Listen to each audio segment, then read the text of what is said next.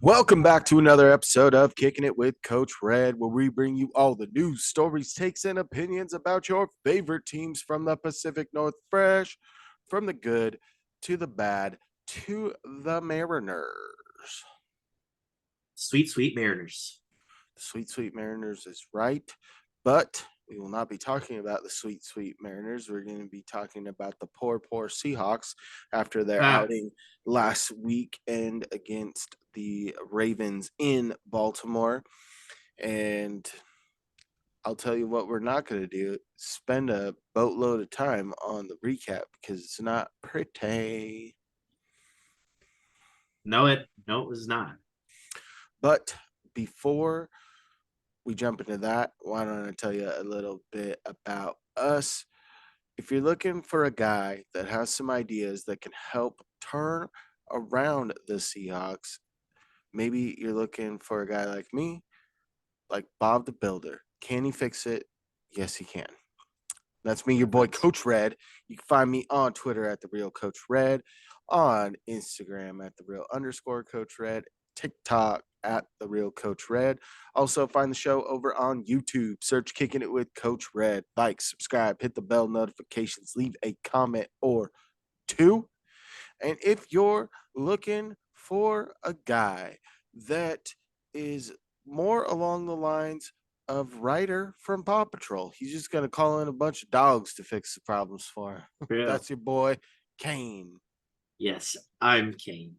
You can find me on Twitter at Kane2406, on YouTube at Kane06, TikTok and Kick Kane0624. Also, follow the show's socials over on Twitter and Instagram at Coach Red Pod. Follow us. Do it, freaking do it. Nailed it. Nailed it. Congratulations, Jism. That's good cake. Thanks, Boom. dude. Well, the Seahawks got drubbed, if you will, boat race, mollywopped, whatever you want to say, on their visit to Baltimore. And from what I heard on the non local broadcast, that game got bumped late. And that's a game where Tony Romo was calling. That was the CBS game of the week. Bus Yeah, crews out there. And not many positive things were said. It was in agony the whole time. It was not a great. It was. I did not have fun. the one thing before we dive to in, Tyler Huntley got some run for the Ravens. I was a little surprised that Drew Lock didn't get any run in the game, especially when they went to Huntley because the game was out of hand and starters stayed in basically the whole game. And at that point, just get out of there healthy.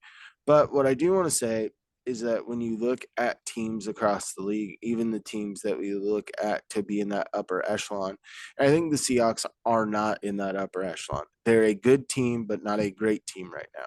Do they have the pieces to be a great team? They do, but they're not clicking on all cylinders. You haven't seen really the likes of a complete game yet for the Seahawks where the defense plays at a high level and then the offense also matches that level. We haven't seen it yet. But totally lost my train of thought there. Got lost in the sauce on that one. No, but what I was saying, okay, back to it, found it. Don't worry. Um, Even those elite teams have hiccups and games where they don't play overly well. And it could be for a variety of factors, but look at 2 weeks ago, the Chiefs lose to Denver. Denver had not Right. been playing good football, had got 70 scored on them this year, and held the Chiefs to, I think, like 9 points. Yeah. And it was So, Patrick Mahomes had like the flu that week, and it showed. It yeah, really showed. Like, the Eagles losing to the Jets, who have not looked competent enough offensively except for one game, right. So you're looking at some of these outcomes where it happens sometimes. But the Seahawks are getting dangerously close to some of these thinkers because the Bengals are playing hot. They started getting hot since they played the Seahawks, but the other loss on the season against the Rams was an absolute stinker offensively, and the defense just couldn't keep them down. So you're getting dangerous because you're going to have a tougher stretch coming up. Your next two games are at home versus the Commanders. Then you've got the Rams on the road. And then you go into Niners, Cowboys, Niners, Eagles. So the stretch really starts to heat up at that point, and some things need to be assessed and addressed in upcoming weeks. Yes. Second half is gonna be a tough one. Well, let's talk about Especially this game before we start talking about the second half of the season.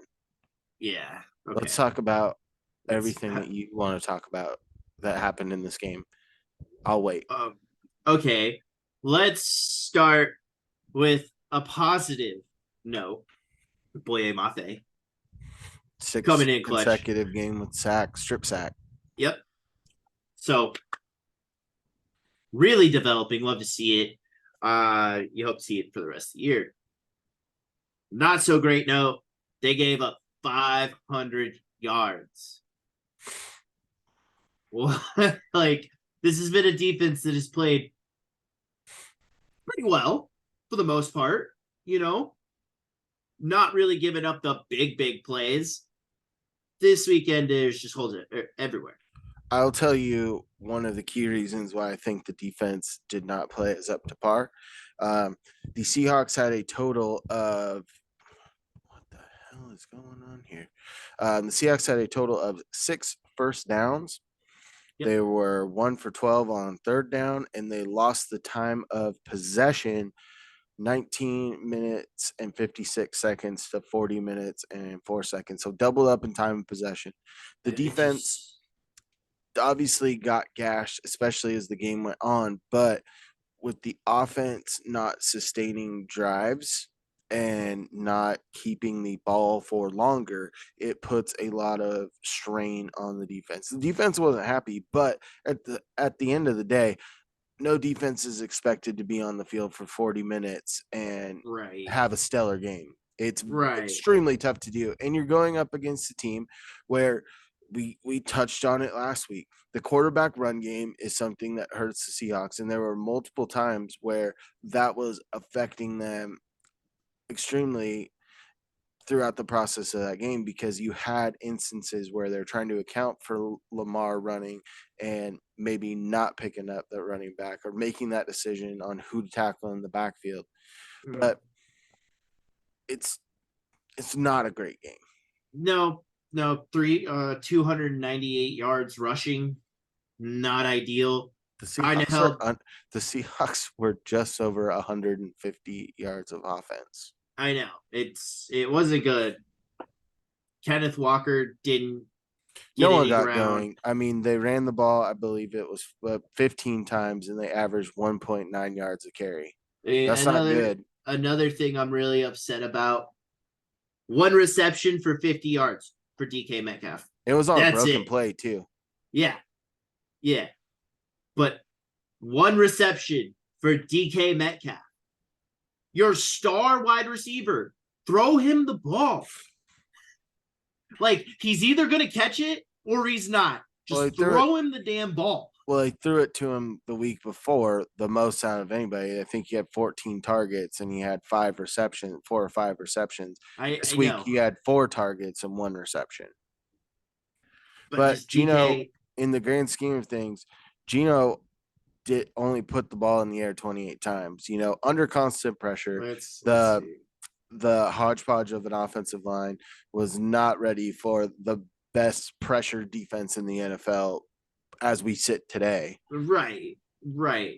And then, another thing that we kind of touched on last week, protect the football. Gino threw a pick and he got stripped again. And he got strip sacked right in the series right after Boye Mafe got the strip sack. You were hoping that was going to be the turning point. Seahawks could potentially put one in right before half, make the game a little bit closer, at least get a field goal, get it down to 2 scores. And then they turn the ball over and Justin Tucker drills one to extend the lead for the Ravens going into the half. Yeah. Wasn't great. That was the drive I missed. Was the drive I missed. Well, I had a miserable headache on Sunday. I toughed through the rest of the game, so don't worry. I paid attention. I didn't pay attention after Odell Beckham caught his birthday touchdown. I decided that it was a good time to not watch the Seahawks anymore and do something else that wasn't going to make me bang my head against the wall. Yeah, I wanted to do that multiple times. Um, Well, it's with all the doom just, and gloom, hey Kane, who's your player of the game? hey, I mean, we're gonna go defense on this one. Uh, Let's go to the side that gave up 500 yards. you know All right, what, Jordan hit me with your best shot. Jordan Brooks. There you go. Jordan Brooks is my MVP for the game. 11 total tackles on the day, 9 solos. The dude is an absolute animal. He literally is Bobby 2.0. That's what it seems like.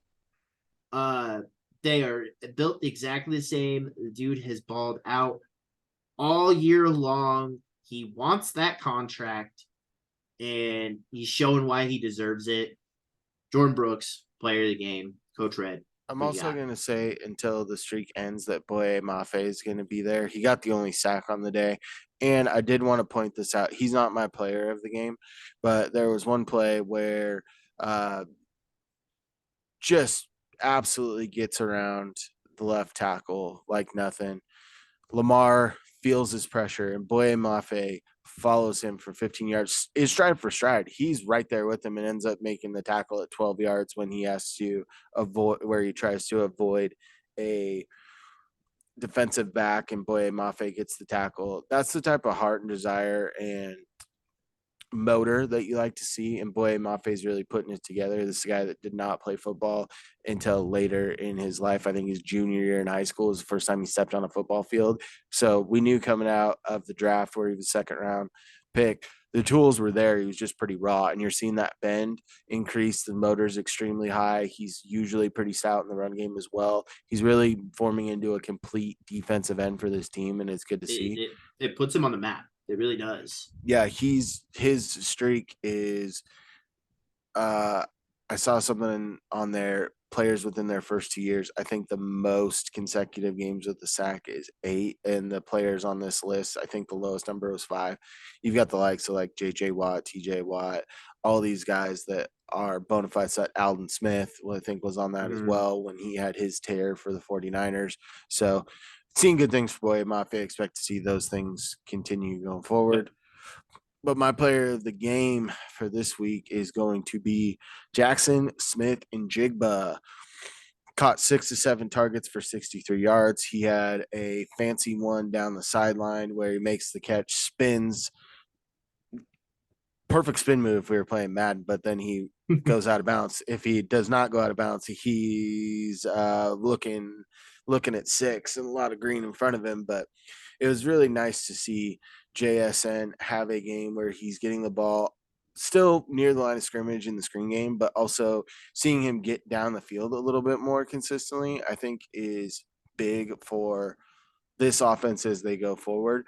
Once you Yes. can start incorporating and getting more of a balanced timeshare between DK, Tyler Lockett, and um, Jackson Smith and Jigba, I think that you're going to see this team progress even further in the offensive game.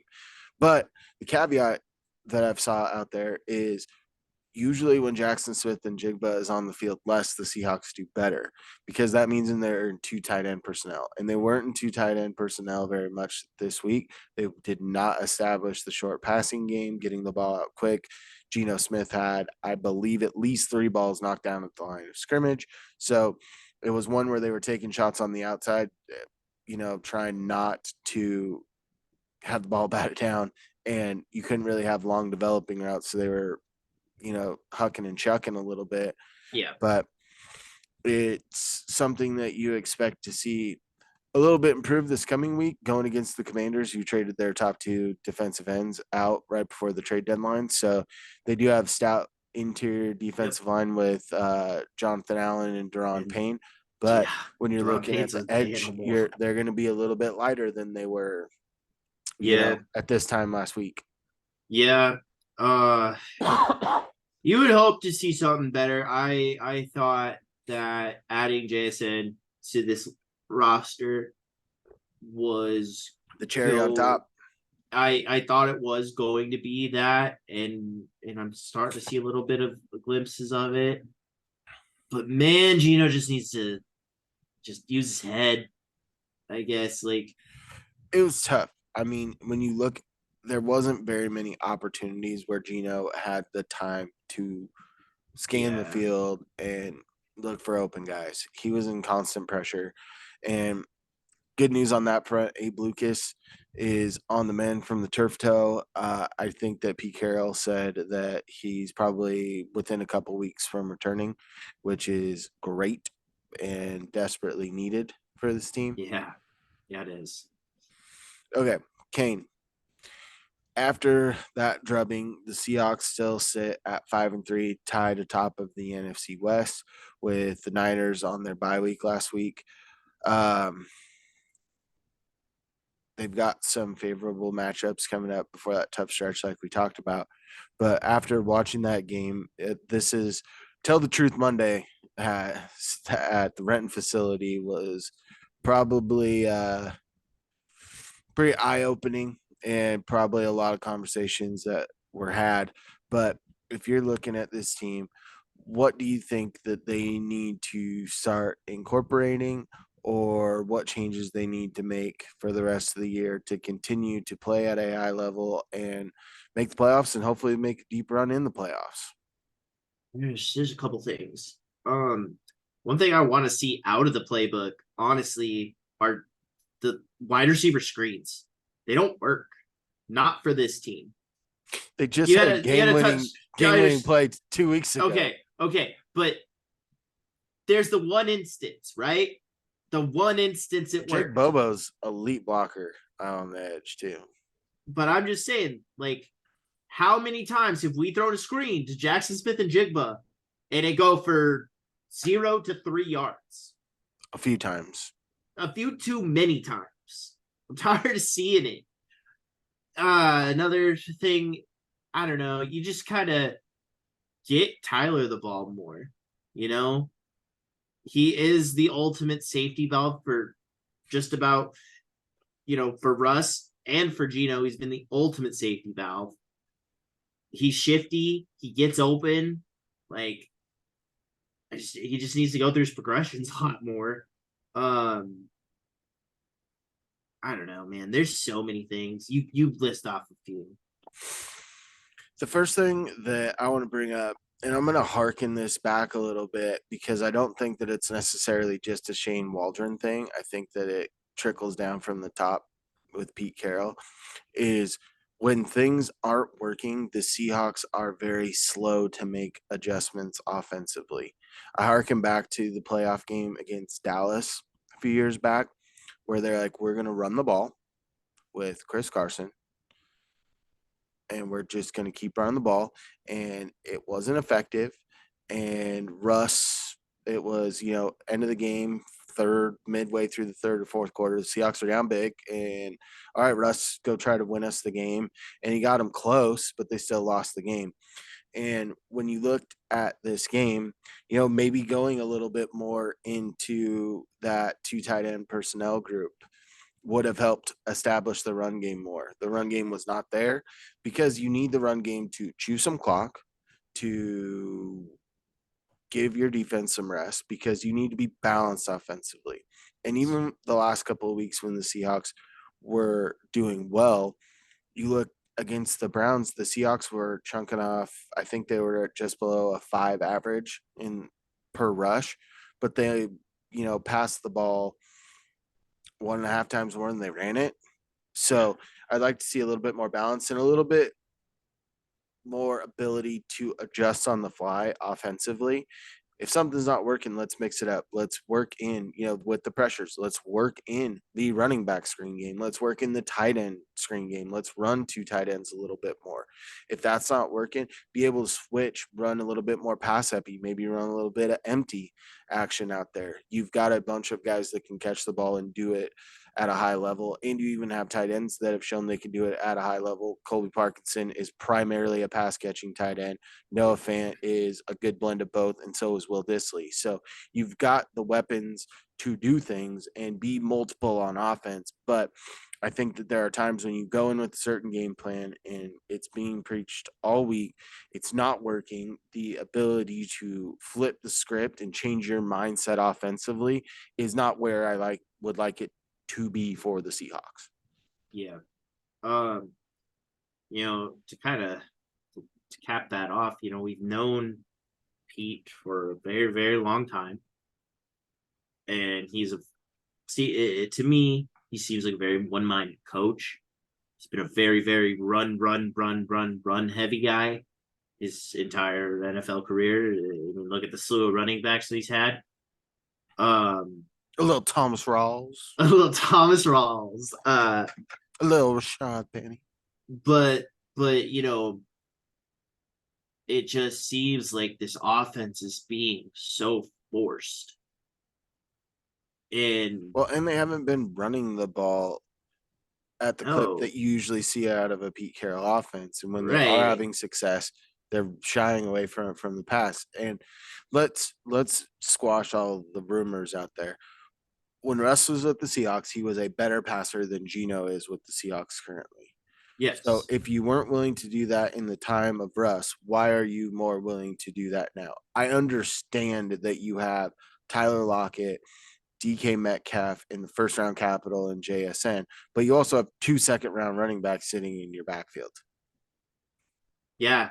And not to mention your running back Not to mention Jake Bobo, he is rushing touchdown. that's true. But then you also have Kenneth Walker's 1,000-yard season last year. Like the dude is good and he makes things happen. And kind of like what you're saying too, like you open the run game up, it opens everything else up. It lets you do the weird stuff. It lets you do the other things that you want to do. It lets you run a successful play action, and that wasn't there. And usually that's something that Geno Smith excels at was the play action. He just was getting burnt, and that line is very bruised and battered. It seems because they are just tired. They had 40-year-old Jason Peters out there. That's wild to me. Yeah. Oh, man. They gotta come up with something, man. They gotta win. They have to win, especially with how much better you really think like the 49ers got at the deadline. Like that D line is scary to think about. Health is going to be what makes or break their season, and you've already Yeah. seen that a little bit with the Seahawks too. The health along the offensive line has been battered, and that's kind of leads into my next point. I think the loss of Uchenna Nwosu is a lot bigger, even though his stats weren't huge. His ability in the run game and ability to pressure the quarterback was huge. I Yes. think that defensively, they're going to have to get a little bit creative on how they attack the opposing team's offense. I think that you're going to see some of those times where you are playing Adams in the box, getting a little bit more rush on the passer, bringing in an extra linebacker to help out in the run game, instead of just rushing the passer, seeing, getting creative with some of these fronts. I'm expecting when you're this upcoming week going against the Commanders, you've got a second year quarterback in Sam Howell. You've got,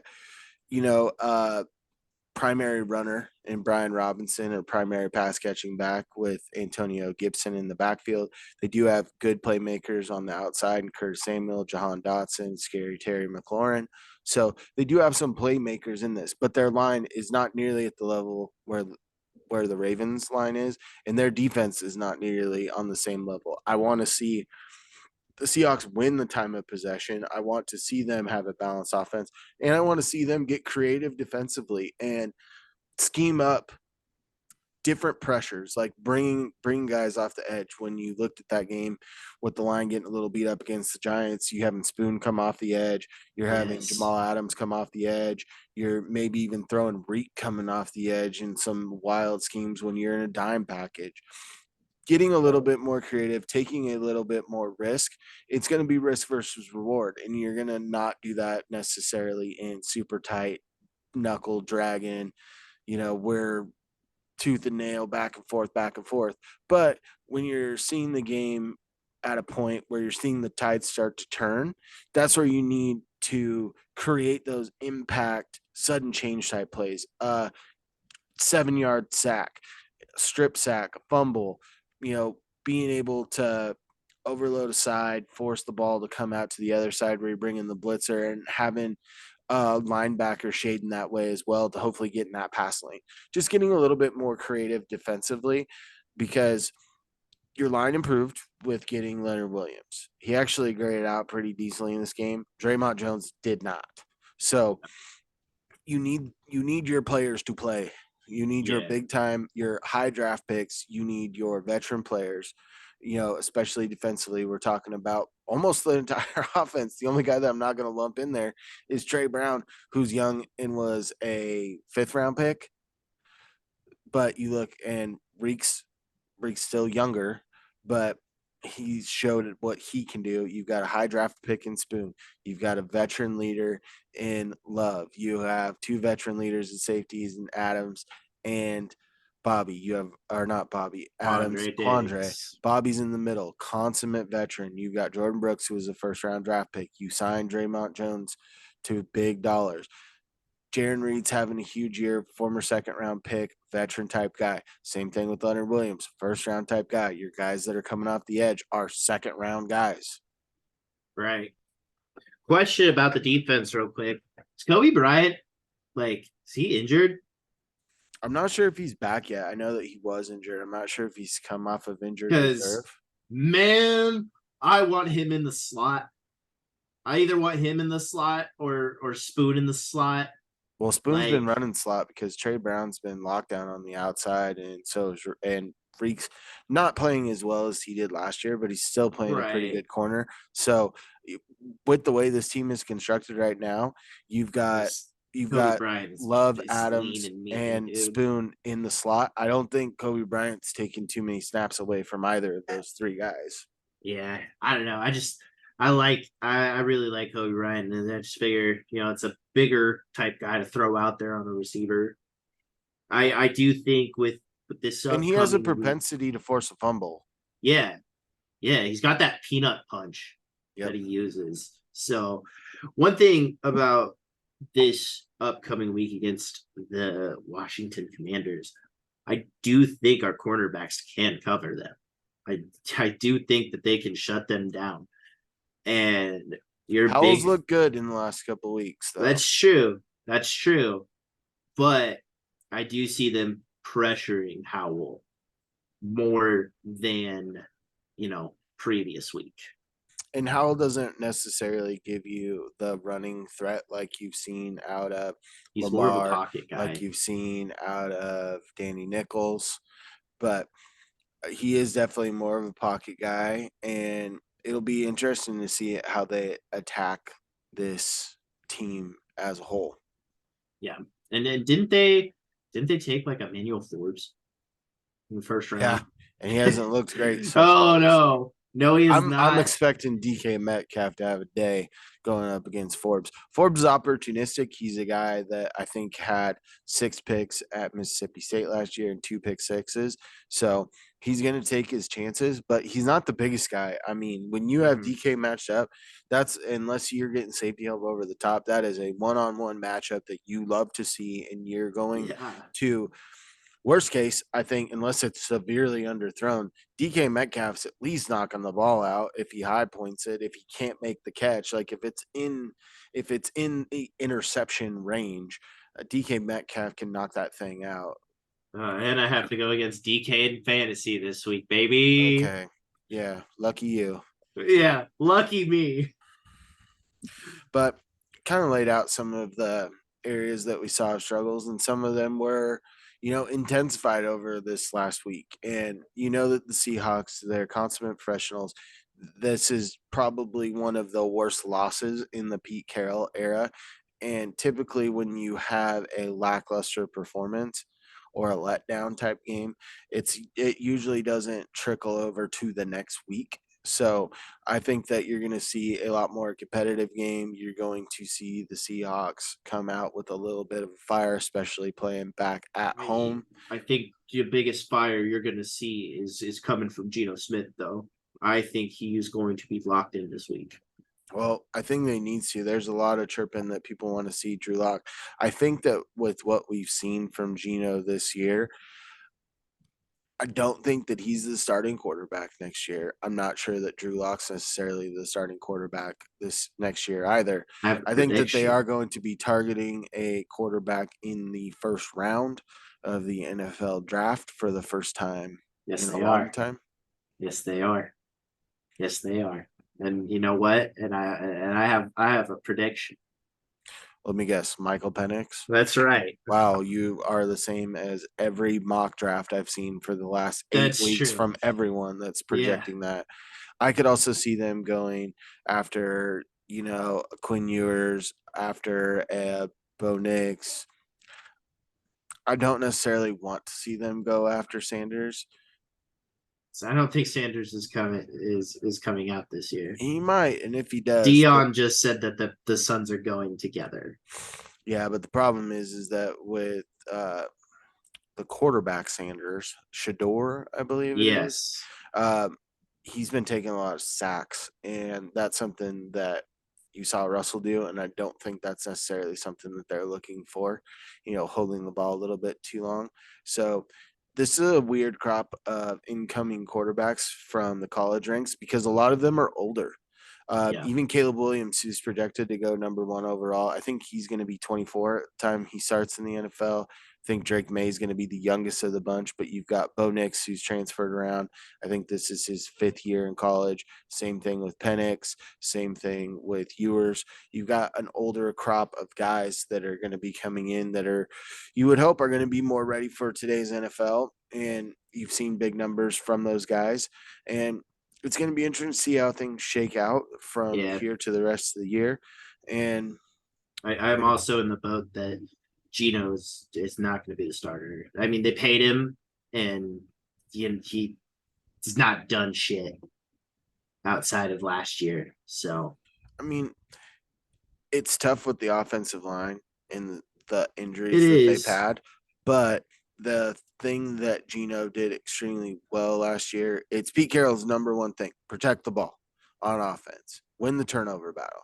And the last couple of weeks, especially, Geno Smith has not been protecting the ball as well as he has in years past. So, one thing I also look for this weekend is the Seahawks to put an emphasis on winning the turnover battle. I think you're going to see a lot of people on defense, especially if someone gets held up, that are trying to punch that ball out, create sudden Mm-hmm. change, be able to get those splash plays to really ignite the rest of the team. Yeah, I agree with that. And I agree with you guys going over to social media and giving us a little follow, if you will. Maybe it'll be a follow for follow. Maybe not. You'll have to do it and find out. So if you're trying to follow me, you can find me on Twitter at the real Coach Red, on Instagram at the real underscore Coach Red, on TikTok at the real Coach Red, and search the show Kicking It with Coach Red over on YouTube. Like, subscribe, hit the bell notifications, leave a comment or two. Kane, where you at? You can find me on Twitter at Kane2406, on YouTube at Kane06, TikTok and Kick Kane0624. Also, follow the show's socials over on Twitter and Instagram at Coach Red Pod. False. Do it, freaking do it. And as always, stay fresh. Stay fresh, peeps. Peace.